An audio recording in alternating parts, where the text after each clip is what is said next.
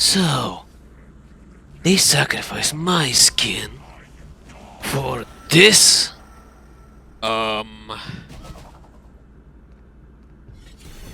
Yeah.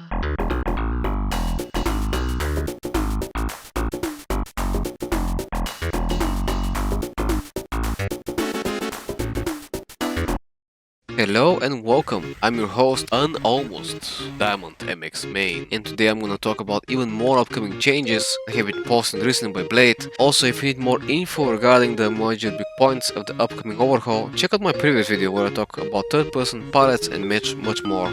Now let's get into it. Now, this is gonna be a huge list, so I'm gonna put it into different sections. First I'm gonna go over the general upcoming changes. Now there is a lot, and I mean a lot of new stuff that Blade has been posting, so I'm gonna go over what I gathered. So grab a drink, sit yourself, come to the campfire, and let's get started.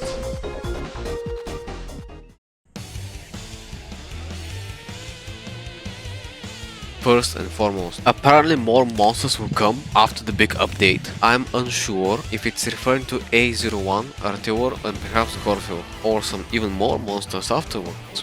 Global tasks will return. Now this is an interesting one because I myself have never played the beginning of Pure Chase 2. However, I have one thing to say. I hope it is not generators, because that is the one thing that is the most common operative action to do. Did by Daylight and Forsaken already have gens, so please let it not be gens and something more interesting as a mechanic. Next up, killing teammates with a medkit be the next addition. And I don't think that's broken or anything, I think it's fine addition to the game. It's not a problem. Right now you can drop a medkit to your teammate and it is pretty much the same thing. Next up is monster model optimization. It is very important for the performance of the game because I personally play on PC, but I can see how it can be an issue for mobile users and other types of users. We have some kind of performance issues due to high polygon models. There will be an emote wheel as well. It will probably just be better user interface or something else like a button. Main lobby will also get a revamp. That's just a screenshot, not much details yet as well. Another cool thing is that monsters will get custom keybinds. Just a nice quality of life change in my opinion. Another interesting thing I saw is that Neuroticus getting a new change. The ability to climb walls. Now this is very early information, so there's not much said beside a single sentence about Neuroticus. Now next up is the Stefano rework. Now this is a very important change. As of now, Stefano gives a huge advantage against stealth killers like Jeff and in indoor maps, giving you information and positioning.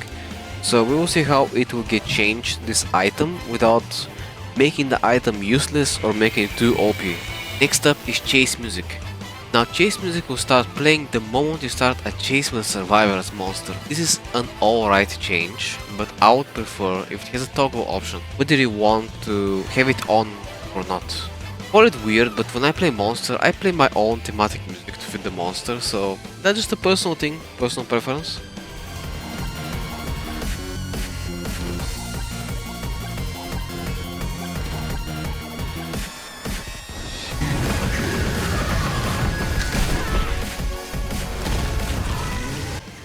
Now the next thing, but you got me a little bit worried. Oh boy, generators. Oh my god.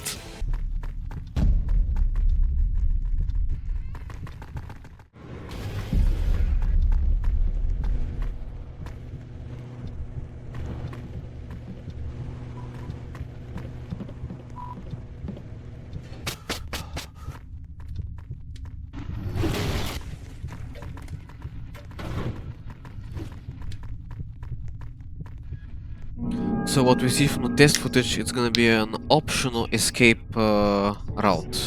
Now I don't know how broken it will be because it seems like survivors can get the gears pretty fast, so they might be able to achieve the... They might be able to open the exit very fast together than just waiting out the timer. So I think that needs more testing, so it's not as fast. Last but not least for the general changes, that sadly more redesigns might come, as the Slendy Tubby stricken is next to the chopping block in the hair salon. So yeah, the conspicuous hairdresser has more things to do, apparently, like PCX. Speaking of, I did cover the PCX redesign, so if you want to hear my opinion also about that, check out that video as well.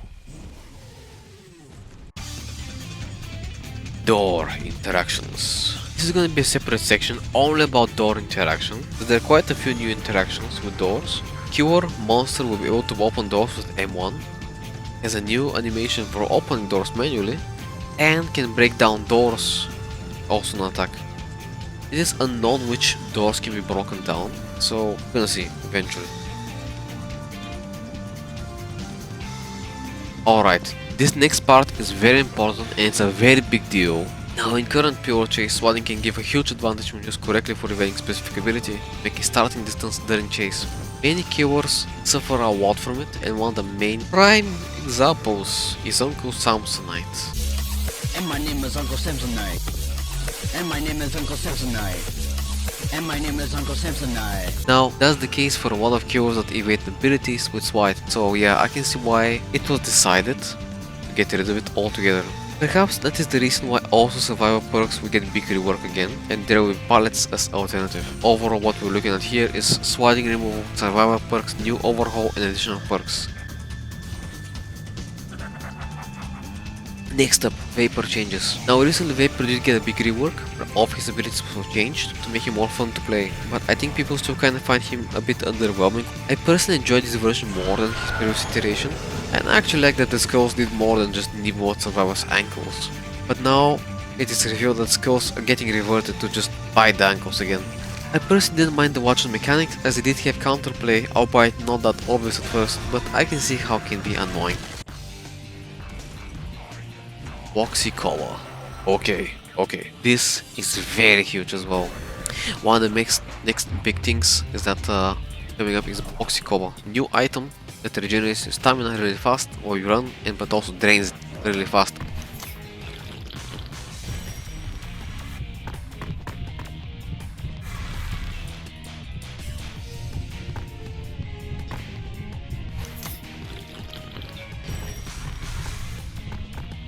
Right now, it is said that it is unbalanced and not final, but that does get me worried a little bit. This item right here needs to be heavily, and I mean heavily tested. One of the main things I want, and probably many people want, is to not have items when automatically win chases for free for Survivor. Right now it is pretty comfortable to win most chases against most killers, so with the use of rewind, invincible power and so on. So we just don't want another case of Doom Content 2.0 where this kind of item becomes meta and is being used by most survivors, and it just is a huge game changer. It should have a good effect, but not too broken. That's my opinion on this. Breakable walls. Now we come to the next part. That's right. That's when the next big thing coming up. What we see, this breakable wall can either be destroyed by a regular attack or a special ability. Now we already know, and for those that do not know, MX is said to be able to break through walls using charging demise, like the Kool-Aid Man.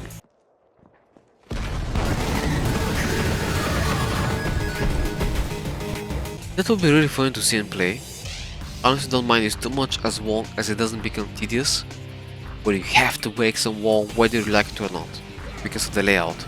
Again, in TBD, main big example I can give, the map called Deadlock Saloon, a map that has many breakable walls, and the first map that introduces the breakable walls in TBD. Now here was the problem. In the main building you have a staircase, main staircase and windows, and the walls you have to break to make the layout easier for navigation. Now it brings me to my previous point, whether or not those walls will be absolutely necessary to break or to just be a merely alternative route, but we have to wait and see. That pretty much covers it. A lot of new stuff coming up, and probably a lot more info coming up. It's probably gonna be the biggest update ever, but let's see. So another thing I want to discuss is something I want to see. I want to see more bug fixes, interaction fixes, quality of life changes, as much as possible. The game heavily needs them for the best player experience. Whether it's MX passing out after hitting his head on the ceiling or a perk not working correctly. These issues need to be addressed and just fixed altogether. It is hard work, I know. It will take time to go over all of them, and they're probably aware of these changes, these bugs anyway. But step by step these bugs need to be fixed to make the game as most enjoyable as possible and not drive away also new players because of some game breaking bug or some bug that doesn't allow them to use their ability.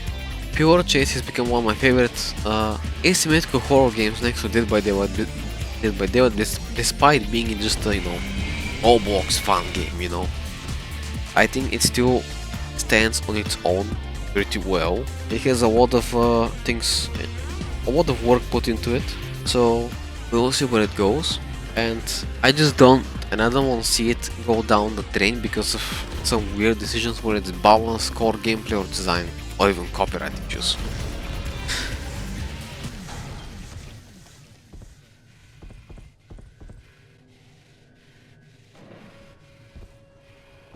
Excuse me, what? Hey, Ron. Hey, Billy. Like we saw what happened to the disaster. Fortunately, it got nuked by DMCA. Let me know, link in the comments, and if I missed anything, or you have your own opinion about regarding the upcoming changes, or just Pure Chase 2 in general, or like anything else as well, you can ask me. But if you enjoyed the video, don't forget to also like and subscribe. Otherwise, your favorite character might be next on the chopping block, the hairdresser. For a redesign, that's right.